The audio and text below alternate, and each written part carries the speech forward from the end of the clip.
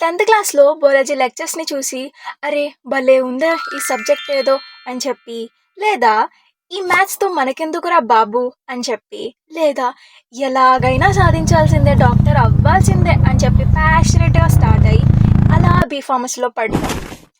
అలా పడ్డ వాళ్ళందరికీ 3 నిమిషాలు మౌనం పాటించాలని ఉన్నా, లాగ్ చేస్తే వెళ్ళిపోతారు పక్కా అని చెప్పి మీ అందరికీ స్వాగతం చెప్తుంది మీ బీఫార్మసీ ఫార్మా బెహన్. సేమ్ లైక్ ప్రపంచంలో ఇంతమంది ఉండగా నేను జెస్సీనే ఎందుకు లవ్ చేశాను అని నాగ చైతన్య అనుకున్నట్టు మనం కూడా ఫార్మాలో మెడిసినల్ కెమిస్ట్రీ, ఫార్మకాలజీ చూస్తే అనుకుంటాం. అన్నట్టు మర్చిపోయా, మనకి ఫస్ట్ సెమిస్టర్లో మ్యాథ్స్ కూడా ఉంది. అప్పుడే మనకు అనిపిస్తుంది మనం తీసుకుంది బీ ఫార్మసీయేనా అని చెప్పి.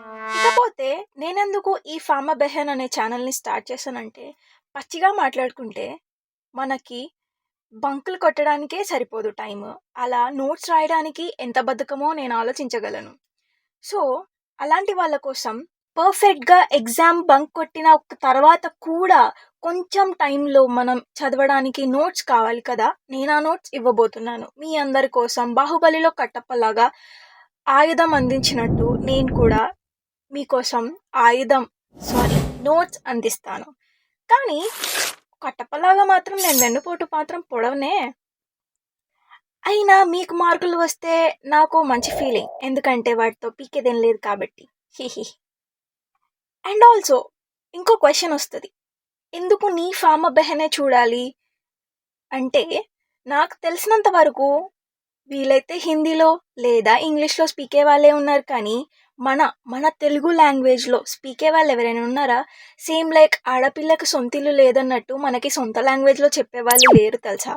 అంతా ఓకే, తెలుగులో చెప్తున్నావు, మరి నేనే ఎందుకు చెప్పాలి అంటే, నేను నా 10th అయిపోయాక హాస్టల్లో ఉండలేక మా ఫాదర్ కాళ్ళ వేళ పడి మరీ డే స్కాలర్ చేస్తూ డాక్టర్ అవ్వాలి అనే ప్యాషనెట్తో నీట్ కోసం 15 hours చదవడం స్టార్ట్ చేశాను. కానీ ఎలాగో చెప్పలేదు కదా, అది సెల్ఫ్ స్టడీ అనమాట. యూట్యూబ్లో చూస్తూ పెరిగాను. కానీ లాస్ట్కి డాక్టరేట్ అయితే రాలేదు, కానీ వచ్చిన థాట్ ఏంటంటే, నీటే కాదు మనం ఐఏఎస్ కూడా ప్రిపేర్ అవ్వచ్చు, అంత కంటెంట్ ఉంది యూట్యూబ్లో అని చెప్పడం మర్చిపోయాను. నా రైటింగ్ ఎలాగంటే డాక్టర్కి ఎక్కువగా, లాయర్కి తక్కువగా ఉంటుంది. మీరు ఎలాగో కాబోయే ఫార్మసిస్టులు కాబట్టి ఇప్పటి నుంచే మీకు నా రాతలు అర్థమైతే మీరు నిజంగానే ఫార్మసిస్టులు అయిపోయినట్టే. అండ్ మీరు చేసే ఆ 1 day బ్యాటింగ్లో నేను ఇంకో బ్యాట్ పట్టుకొని మరీ నిల్చుంటాను. చదవడం మీ బాధ్యత, కానీ నోట్స్ ఇవ్వడం నా బాధ్యత. ఓకే, నోట్స్ మాత్రమే కాదు, మీకోసం నా experiences, jobs, walk ins, what to choose అనే విషయాల గురించి కూడా మాట్లాడుకుందాం. అలాగే ఇంకో విషయం ఏంటంటే, మనకి బీఫార్మసీలో దొరికినంత ఈజీగా ఎంఫార్మసీ వాళ్ళకి కంటెంట్ దొరకదు.